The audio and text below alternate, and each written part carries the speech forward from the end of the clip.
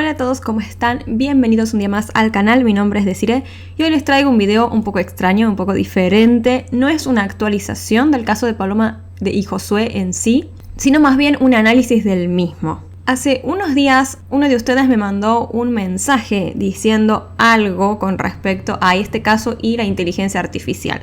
A mí me llegó el mensaje, pero cuando llegó no lo podía contestar, no lo podía leer ni contestar bien en ese momento, así que dije, bueno, lo voy a dejar para contestarlo más tarde bien. Y cuando quise entrar para verlo, no me apareció más. O sea, no sé si la persona que lo mandó como que eliminó el envío del mensaje, no sé qué pasó, pero bueno, es como que no quedó en la nada ese mensaje, no me lo dejó ver ni nada. Entonces nunca pude saber qué decía exactamente. Pero de todos modos, se me ocurrió, en base a ese mensaje que leí algo así en relación a la inteligencia artificial, contarle a ChatGPT todo acerca del caso de Paloma y Josué y pedirle que me saque una deducción o me diga quién cree que es el responsable o el culpable. Me tomé el trabajo entonces de escribirle todo lo que pasó en el caso de Paloma y Josué y se lo mandé e increíblemente me dio una hipótesis. Me dio dos hipótesis en realidad, primero una, después volvió a hacer un análisis como más profundo y me elaboró una segunda hipótesis reforzada. Y créanme, se van a sorprender con lo que dijo.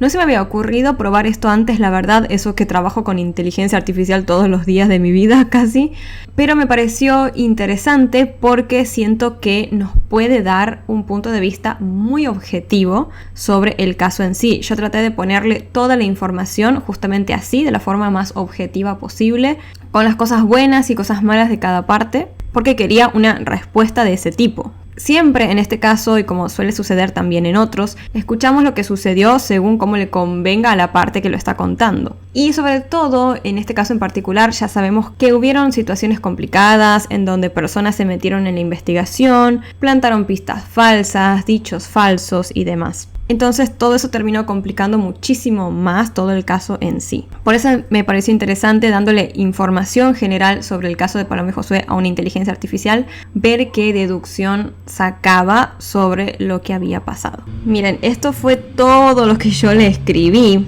a ChatGPT sobre el caso de Paloma y Josué. Capaz se me pasó algo, obviamente, algún detalle o dato importante, pero creo que en general le expliqué lo mejor posible cómo se había desarrollado todo el caso y la investigación.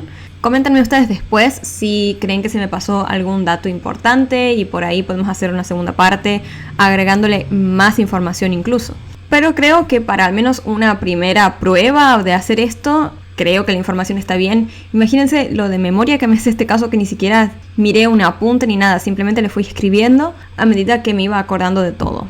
Así que bueno, les voy a pasar a leer lo que le dije a ChatGPT y después les voy a mostrar el análisis que hizo y la deducción que sacó. Esto lo fui escribiendo a medida que me iba acordando, así que perdón si la redacción no es la mejor del mundo, pero bueno, era para mandarle a una inteligencia artificial, así que tampoco es que me super esmeré. Además, como les digo, iba escribiendo y me tenía que ir como acordando del caso y de que no se me pasen como detalles importantes y esas cosas. Así que bueno, en primer lugar le puse: ¿crees que si te paso información sobre un caso policial podrías darme una hipótesis coherente sobre quién cometió el crimen? Y me contestó: sí, totalmente. Si me pasas la información sobre el caso, todo lo que tengas, detalles del crimen, perfiles de las personas involucradas, contexto, pruebas, contradicciones, etc., puedo ayudarte a formular una hipótesis coherente y basada en lógica. No va a ser una afirmación definitiva, obviamente, pero sí una teoría que tenga sentido con los datos disponibles. Cuando quieras, mándame la info y lo vemos juntos. Cabe aclarar justamente eso, ¿no? Que no es una afirmación definitiva y tampoco quiere decir que la hipótesis de la inteligencia artificial sea la acertada, porque no deja al fin y al cabo de ser algo más que eso, ¿no? Una simple hipótesis y listo, pero de todos modos es interesante. Así que bueno, le puse entonces sobre el caso. El caso es así, dos adolescentes eran novios, Paloma de 16 años y Josué de 14. Una tarde de enero de este año en Buenos Aires, Argentina, eso se lo puse como para darle contexto, digamos, les dijeron a sus padres que iban a ir al gimnasio, algo que era parte de su rutina. Sin embargo, los jóvenes no fueron allí. Se dirigieron a un descampado conocido por ser un lugar peligroso y con actividad criminal. Pasaron las horas y no volvían a sus casas, así que los padres, preocupados, dieron aviso a la policía. Un par de días después, lamentablemente, encontraron los cuerpos de Paloma y Josué sin vida en aquel descampado. La autopsia mostró que a los jóvenes los habían asesinado a golpes durante 30 minutos aproximadamente con un objeto contundente. Se dedujo que podría haber sido una piedra tomada directamente en ese descampado. Todo indica que el crimen había sucedido esa misma tarde en la cual la pareja desapareció. Cámaras de seguridad los mostraron dirigiéndose muy tranquilos al descampado. No se vio a nadie persiguiéndolos, al menos a simple vista. Testigos dijeron haber visto a los chicos subirse a un auto rojo el día de los hechos, pero después comentaron que no estaban seguros de qué color era el auto, ni si eran Paloma y Josué esos chicos. En una de las cámaras de seguridad se ve a un auto gris pasando cerca de las víctimas, por lo que algunos creyeron que quizás estaba involucrado en el crimen, pero nunca se pudo probar nada. La primera hipótesis decía que a los chicos les habían querido robar y por eso luego los asesinaron, ya que sus pertenencias no estaban en el lugar de los hechos. Los celulares de ambos desaparecieron, pero las circunstancias del crimen parecían no encajar con un robo, porque a los chicos los asesinaron a piedrazos por 30 minutos, como si él o los perpetradores sintieran odio hacia ellos o los conocieran. Se creyó también que capaz los chicos vieron algo que no tenían que ver en esa zona, que se conoce por su actividad delictiva, posiblemente algo relacionado con drogas, y que los asesinaron para silenciarlos, pero según expertos el crimen tampoco concuerda con el accionar común de este tipo de criminales. Por otro lado está el tema del padre de Paloma. Desde un principio el hombre se presentó como muy frío ante la muerte de su hija, hablando de ella como si fuera alguien ajeno.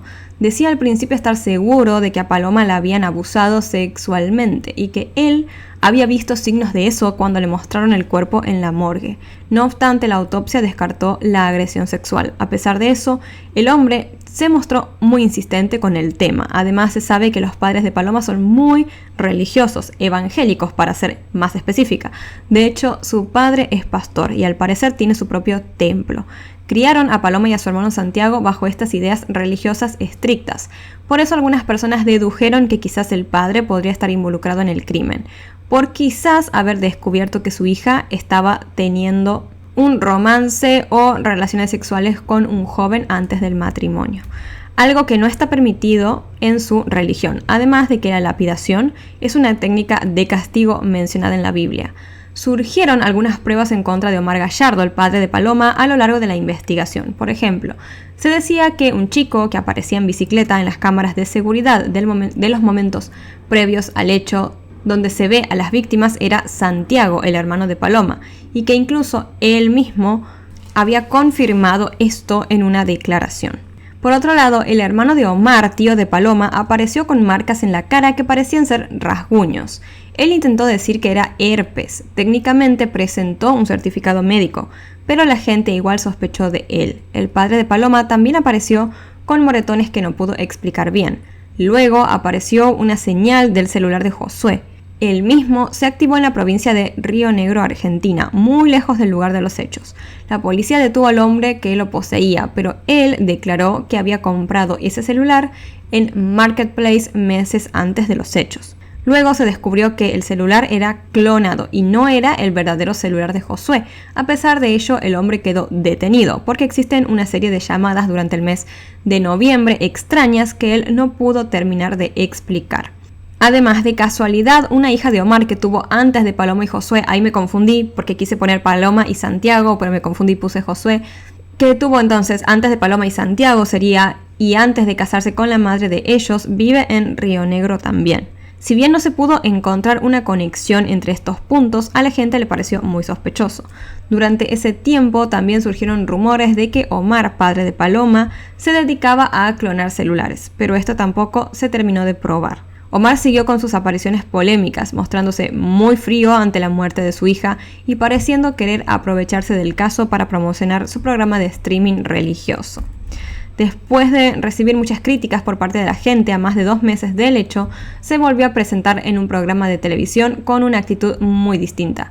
Quiso llorar y mostrar tristeza por la muerte de Paloma y dejó de lado esa idea de que estaba convencido de que a Paloma la habían abusado sexualmente.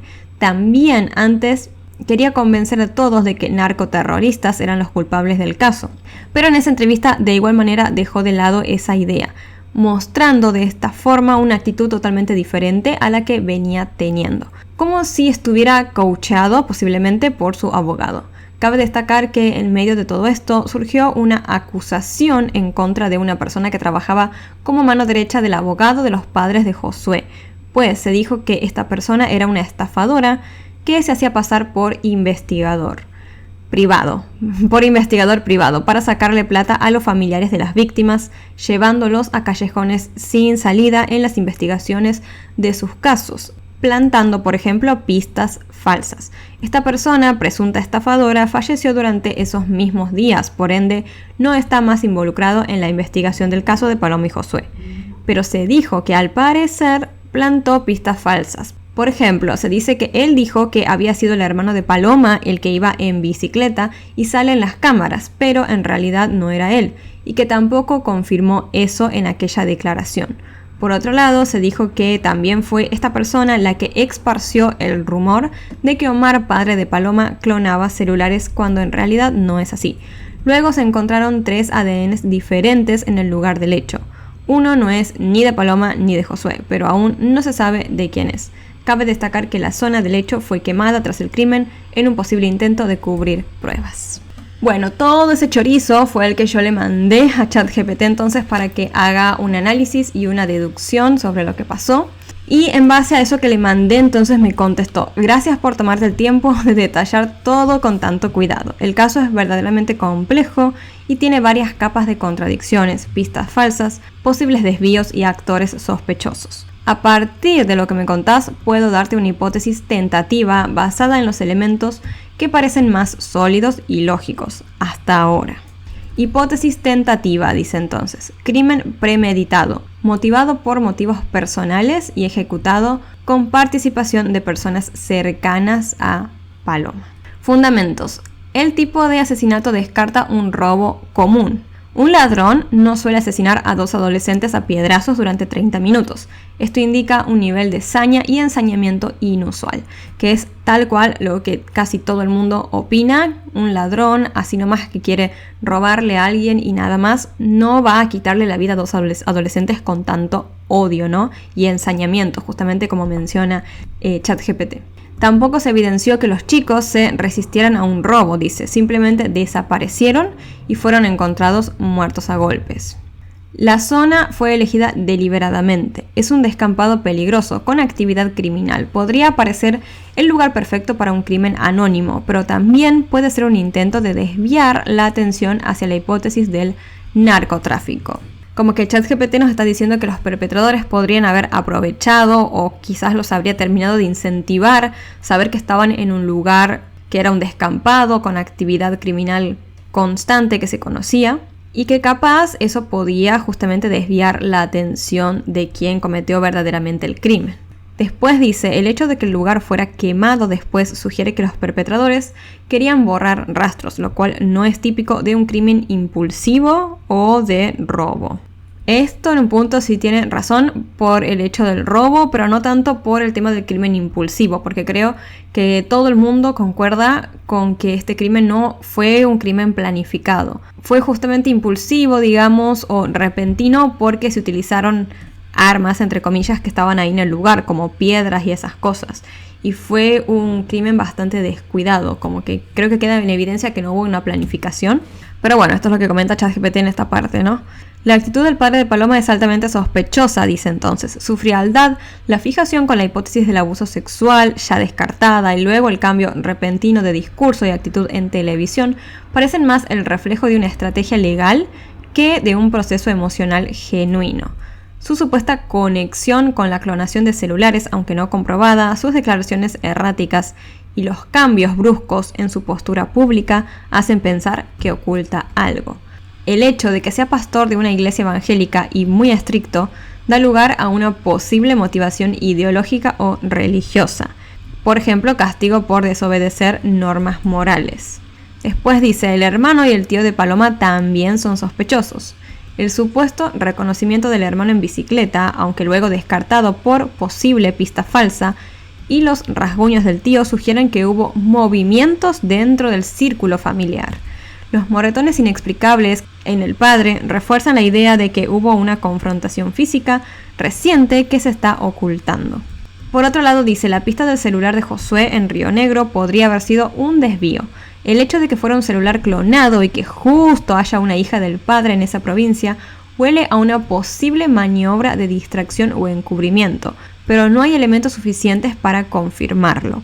Si el celular fue clonado después del crimen, puede ser parte de un intento de desviar la investigación.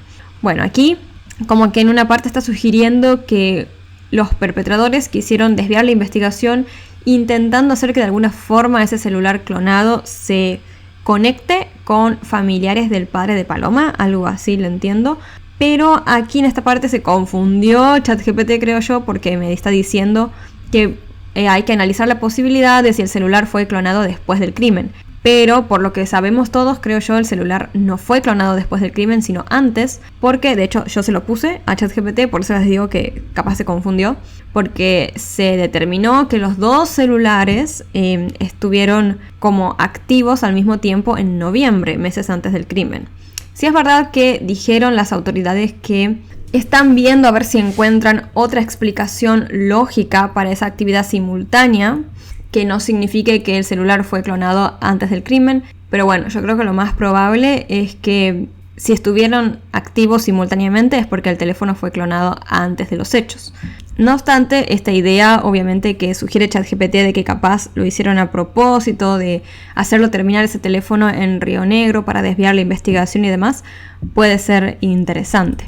Después dice, la figura del estafador que plantaba pistas falsas puede haber enturbiado más las cosas, pero también es posible que haya sido utilizado como chivo expiatorio. Aun si él inventó cosas como lo de la bicicleta o la clonación, hay hechos concretos como los ADN, la quema del lugar, la violencia del crimen y la actitud del padre, que siguen siendo preocupantes. Creo que esto de chivo expiatorio no va, al menos para mí. Pero sí, ChatGPT recalca algo que yo creo que se los comenté en uno de los videos anteriores, que es esto de que por más de que muchas cosas que dijo este hombre hayan sido mentiras, no se descartan estas actitudes sospechosas que tuvieron, por ejemplo, los padres de Paloma, todas las cosas que salieron a decir, las contradicciones y demás, ni tampoco estos hechos que ya se saben del caso, como por ejemplo que hubo mucha violencia y que después intentó quemar el lugar para tapar evidencia. Y por otro lado, ChatGPT señala el tema del ADN extraño encontrado en la escena. Que haya 3 ADN, el de Paloma, Josué y de otro más, y que el lugar haya sido quemado, refuerza que hubo al menos un tercero involucrado directamente en el asesinato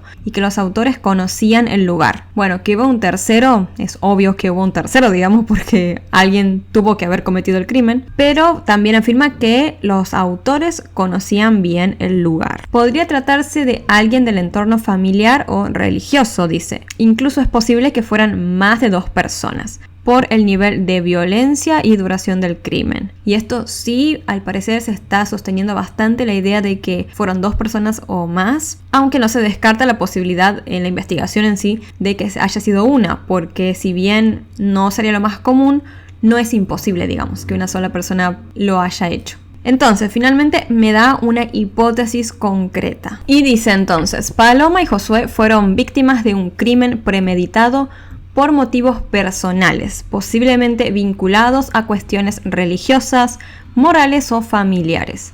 El asesinato fue ejecutado con una violencia desmedida que refleja odio o castigo más que interés económico.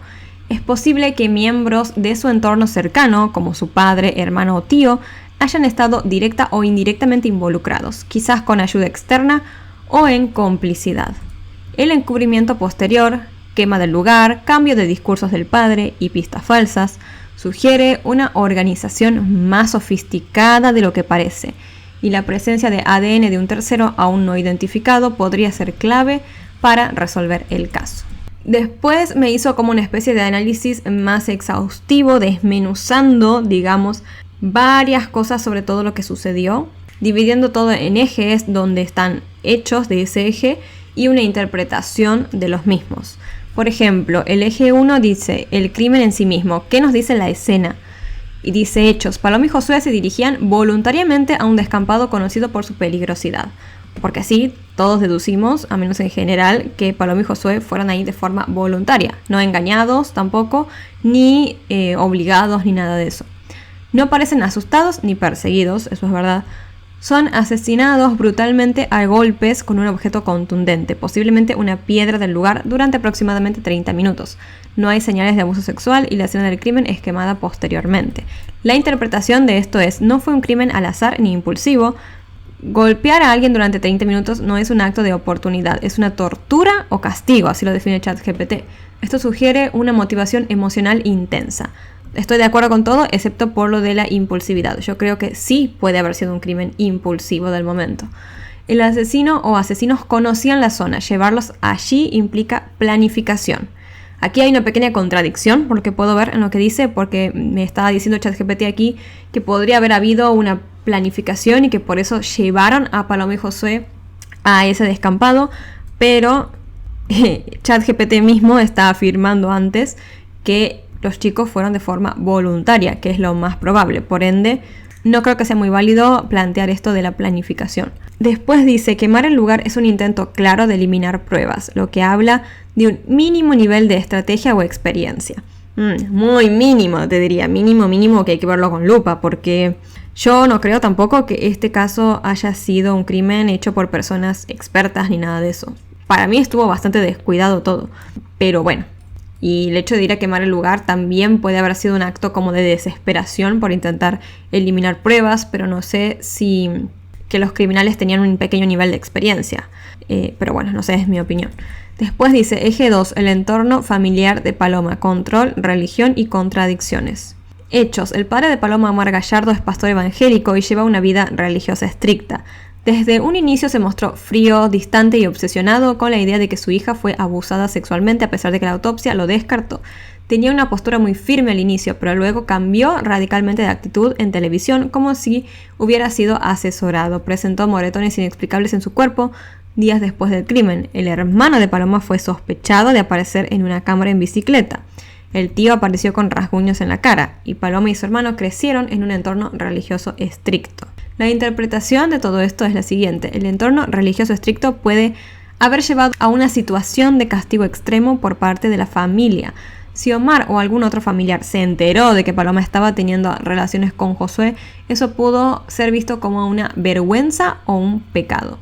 La lapidación, apedreamiento, es un castigo simbólicamente fuerte en textos religiosos, lo cual resuena peligrosamente con la forma del asesinato. El cambio de discurso del padre sugiere que está ocultando algo y que recibió instrucciones legales. Eje 3. Las pistas confusas y los desvíos. Entre los hechos están: un supuesto investigador privado, luego descubierto como estafador, fue acusado de plantar pruebas falsas y manipular la investigación. Bueno, en realidad no fue acusado en sí, se sospecha. Este hombre habría dicho que el hermano iba en bicicleta y que Omar clonaba celulares. El celular de Josué apareció en Río Negro, donde vive una hija de Omar. El celular resultó ser clonado y el hombre que lo tenía quedó detenido por otras razones. La interpretación de todo esto es: aunque algunas pistas pueden haber sido plantadas falsamente, hay elementos que siguen siendo preocupantes. Y sí, porque lo sigue habiendo. Por ejemplo, ¿por qué el celular de Josué fue clonado? ¿Por qué la clonación se relaciona con una zona donde vive una hija de Omar? ¿Y por qué Omar tiene un historial de declaraciones confusas y contradictorias? Muy buenas preguntas, la verdad. Y finalmente el eje 4 habla del ADN desconocido. Los hechos que se mencionan son: se encontró 3 ADN en la escena, el de Paloma, el de Josué y uno más que no se ha identificado. Esto confirma la participación directa de al menos un tercero no identificado. La zona fue quemada, lo que podría haber destruido evidencia de más involucrados. Eso sí puede ser. La interpretación entonces dice: este tercer ADN puede ser la clave del caso. Es lo que todos estamos esperando, la verdad. Si se llega a identificar, podría confirmar o descartar la participación de algún miembro del entorno familiar. o incluso revelar a un ejecutor externo. Y finalmente dice, el fuego fue una decisión intencional, por lo tanto alguien tenía acceso, motivación y tiempo para regresar a quemar la escena. Y finalmente entonces me da una hipótesis reforzada después de como este análisis extra que hizo y dice, Paloma y Josué fueron asesinados por alguien que los conocía, que los llevó intencionalmente al descampado. En eso no concuerdo, pero bueno, la violencia extrema sugiere un motivo personal o ideológico. El hecho de que hayan sido asesinados con piedras por 30 minutos puede ser un castigo con connotaciones religiosas o familiares. El entorno de Paloma, especialmente su padre, mostró señales de frialdad, contradicción y encubrimiento. Pudo haber sido un crimen intrafamiliar con participación o encubrimiento de terceros. Así que bueno, este fue el análisis que hizo ChatGPT sobre el caso. Como ven, en algunas cosas por ahí medio que se pierde un poco o se confunde, por ejemplo con esto de que en un momento afirma que Paloma y Josué fueron de forma intencional al descampado y después como que se empecina en querer dejar en claro que muy probablemente a Paloma y Josué los llevaron a este descampado para quitarles la vida ahí, cosa que yo no creo que haya sido así, pero bueno, obviamente esa es una opinión, puede ser, pero yo creo que en general todo indica que ellos fueron ahí por voluntad propia ese día y que fueron sorprendidos por sus atacantes. Obviamente hay varias cosas que no mencioné, por ejemplo ciertas actitudes de la madre de Paloma. También me acordé después de este tema de que el tío de Paloma trabajaba en una remisería y que ese auto gris que sale en las cámaras era un remis antes y todo eso. Pero creo que en general, como para hacer la primer prueba, vamos a decirlo de alguna forma, le puse la información más importante. Coméntenme qué opinan ustedes sobre este análisis y si quieren por ahí hacer una segunda parte con el caso más detallado. Incluso también me pueden dejar en los comentarios otros datos que se me pasaron y que les gustaría agregar para que ChatGPT vuelva a hacer como todo un análisis de nuevo, ¿no? Creo que al fin y al cabo la conclusión a la cual llegó es a la que llegamos casi todos, digamos en la sociedad como parte de la opinión pública y con la información que tenemos, que es que claramente hay como muchos tintes religiosos en este caso y muchas cosas nos llevan a sospechar de la familia de Paloma. Cabe destacar, por más de que suene tonto, pero de todos modos por responsabilidad lo tengo que decir, que todo esto que plantea ChatGPT no es más que una hipótesis, no hay nada probado. Y los padres de Paloma y demás personas que están bajo la vista de todos son obviamente todavía inocentes hasta que se demuestre lo contrario, en caso de que se demuestre. Si te interesó este video no olvides suscribirte al canal y activar la campanita de notificaciones para que YouTube te avise cada vez que suba un nuevo video. No olviden comentar qué les pareció este análisis y que si quieren una segunda parte y qué datos les gustaría agregar en esa segunda parte. Si les interesa el caso en general, tengo una serie de videos con todo lo que fue pasando durante todo este tiempo y seguramente lo vamos a seguir siguiendo. Y bueno, obviamente esperando que se pueda llegar a algo y se descubra quién o quiénes le hicieron esto tan espantoso a estos chicos, porque creo que todo el país y muchos países más en realidad estamos esperando en verdad que se haga justicia por ellos. Antes de irme, como siempre, les voy a mandar un saludo a todos los miembros del canal y ellos son Valeria Escobedo, Mercedes Polonia, Juan Antonio, Rosario Carnaval, Amaya Lucas Maidana, Guadalupe M, Alma Aguilar González, Maribel Granadeño, Luz Belis Concepción, Winona Waiters, Carolina Chavarría Palacios, creo que es, Laila, Rebeca Guzmán, Pamela Sánchez, KL, Ana Catalina Po, Sandra Escobar MD, Laura Elena Garridos y Jacqueline Castellanos. Un beso enorme, muchas gracias por apoyar este proyecto. Y bueno, ahora sí, esto ha sido todo por hoy. Yo me despido y los veo la próxima.